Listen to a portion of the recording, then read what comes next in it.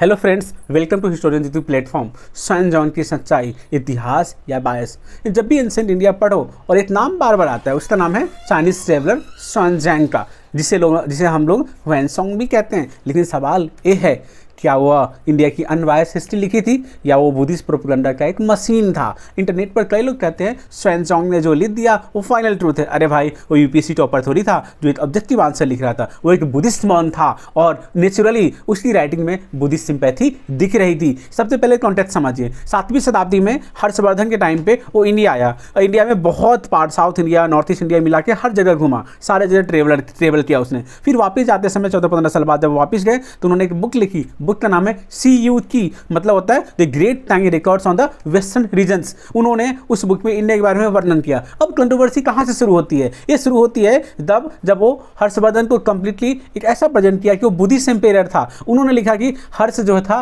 वो बुद्धिज्म को सपोर्ट करते थे, हर्ष जो थे वो बुद्धिस्ट असेंबलीज कराते थे, हर्ष बुद्धिस्ट मॉन्क को पैट्रोनाइज करते थे। और फिर मॉडर्न इंटरनेट हिस्टोरियंस का कंक्लूजन निकाल दिए कि हर्ष वाज फुली बुद्धिस्ट। अरे भाई, मतलब कोई फॉरेन यूट्यूबर इंडिया आए और इंडिया लिख दे कि इंडिया में सिर्फ क्रिकेट खेली जाती है, लोग सिर्फ IPL एंजॉय करते हैं, तो क्या हम IIT, JNU, ISRO, classical music सब डिलीट कर देंगे? नहीं। अब दूसरा एंगल समझते हैं। हर्षवर्धन के खुद के कोर्ट पोएट बाण भट्ट अपनी फेमस बुक हर्षचरिता में बताते हैं कि जो हर्षवर्धन थे वो शिव डिवोटी भी थे, वैदिक ट्रेडिशनल सपोर्टर भी थे, हिंदू रॉयल कल्चर को प्रमोट भी करते थे। यानी हर्ष सिर्फ बुद्धिस्ट रूलर नहीं थे, वो मल्टी रिलीजियस पैटर्न थे। उन्होंने बुद्धिज्म को सपोर्ट तो किया लेकिन हिंदू रिचुअल्स भी किए। जैसे प्रयाग असेंबलीज में उन्होंने शिव, सूर्य और बुद्ध की प्रतिमा को साथ साथ पूजा की। इतिहास कॉम्प्लेक्स होता है भाई, ये ट्विटर पोल नहीं होता।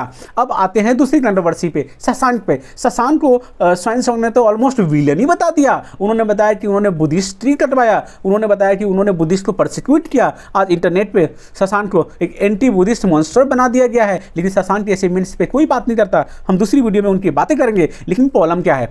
इन क्लेम्स का कोई इंडिपेंडेंट एविडेंस या नहीं है। कुछ हिस्टोरियंस तो ये भी कहते हैं कि ह्वेनसोंग इमोशनली बायस हो सकते थे क्योंकि वो बुद्धिस्ट मॉन थे। मॉडर्न हिस्टोरियन जैसे RC मजूमदार, रोमिला थापर और उपिंदर सिंह बताते हैं कि फॉरेन ट्रेवलर अकाउंट बहुत इंपॉर्टेंट होता है, लेकिन उसे हम ब्लाइंडली फाइनल ट्रूथ नहीं मानना चाहिए। अब साउथ एंगल भी समझ लो। चाणक्य रूलर पुलकेशिन सेकंड के कोर्ट पोएट रवि कीर्ति ने इंस्क्रिप्शन में लिखते हैं कि Harshvardhan was defeated by Pulakeshin II, और उसके बाद पुलकेशिन II ने उत्तर सकल पथनाथ का टाइटल भी लिया था। मतलब हम ये बोल सकते हैं कि ह्वेनसोंग के अकाउंट्स में हर्षवर्धन को ऑलमोस्ट इनविजिबल बताया था, लेकिन होल इंस्क्रिप्शन में हर्षवर्धन हार गए। मतलब क्या दोनों अकाउंट एग्जैजरेट है? तो यहाँ पे ह्वेनसोंग की राइटिंग बहुत ही इंपॉर्टेंट है। उन्होंने इंडिया की सोसाइटी, कल्चर, बुद्धिज्म के बारे में प्राइसलेस डिटेल्स लिखा है, लेकिन वो न्यूट्रल CCTV कैमरा नहीं थे। उनकी राइटिंग में बुद्धिस्ट लेंस साफ दिखाई देती है।